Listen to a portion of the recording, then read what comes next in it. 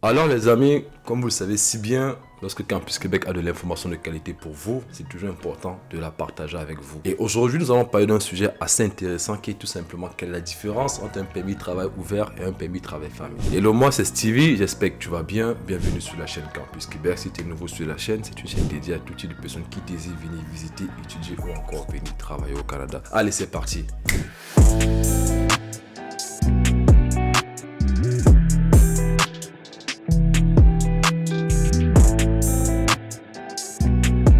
Donc pourquoi j'ai décidé de faire ce sujet aujourd'hui? Parce que je me rends compte qu'il y a pas mal de personnes qui veulent venir travailler au Canada et sans compter nombreuses questions qu'on me demande à savoir si c'est quoi un permis de travail fermé, c'est quoi un permis de travail ouvert, c'est quoi la procédure et tout. Donc j'ai jugé intéressant aujourd'hui de faire cette vidéo pour répondre à toute cette question. Donc sans plus tarder, il est important de savoir qu'un permis de travail ouvert, je pense qu'il serait intéressant de savoir les profils de personnes qui peuvent demander ce permis. Nous avons dans un premier temps les étudiants qui ont fini leur formation, qui ont l'accès à un permis de travail post-diplôme. Nous avons des demandeurs d'asile. Nous avons des conjoints ou conjoints d'étudiants étrangers et ou travailleurs qualifiés. Nous avons les étudiants avec une situation financière très difficile qui n'arrivent plus à payer leurs études et qui n'ont pas le choix d'arrêter d'étudier pour commencer à travailler. Maintenant, il y a deux types de permis de travail ouverts. On a un permis de travail ouvert avec restriction.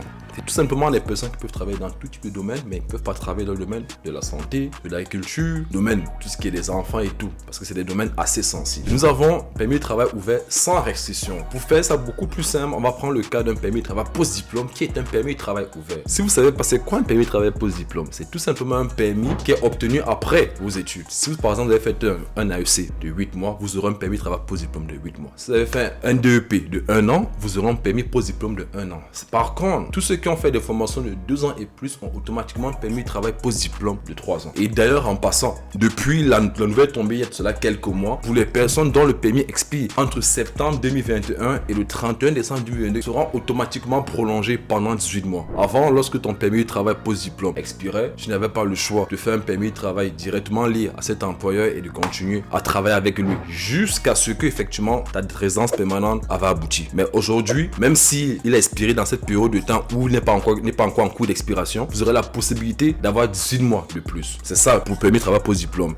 Et aussi pour tout type de personnes qui sont à l'étranger et qui veulent venir au Canada avec un permis de travail ouvert sans restriction, pourront travailler dans tout type de domaine. Et maintenant, nous avons un permis de travail fermé EEMT. C'est quoi EEMT? Ça veut tout simplement dire que l'employeur devra démontrer qu'il n'a trouvé aucun citoyen canadien ou résident permanent qui est capable de combler ce poste. Là, il n'a pas le choix que de partir chercher un étranger pour venir travailler dans la compagnie. Et cet employé n'aura pas le choix que de travailler uniquement dans cette compagnie pendant une durée bien déterminée. Donc vous voyez que, sans vous le dire, automatiquement un permis de travail ouvert est beaucoup plus intéressant qu'un permis de travail fermé. Donc, pour récapituler, les personnes qui peuvent demander un permis de travail ouvert, c'est qui? C'est un étudiant qui a la possibilité de demander un permis de travail post-diplôme. Ce sont les demandeurs d'asile, ce sont les conjoints d'étudiants étrangers au Canada ou des travailleurs qualifiés. Ce sont les étudiants qui n'ont plus la possibilité de payer leurs études et ils n'ont pas le choix que de travailler. Ça, c'est de 1. De 2, permis de travail ouvert avec restriction. Vous pouvez travailler partout, sauf dans les domaines comme de la domaine de la santé, de l'agriculture ou encore tout ce qui concerne les enfants. Et pour terminer, vous avez un permis de travail fermé qui est uniquement lié à cet employeur. Vous n'aurez pas le choix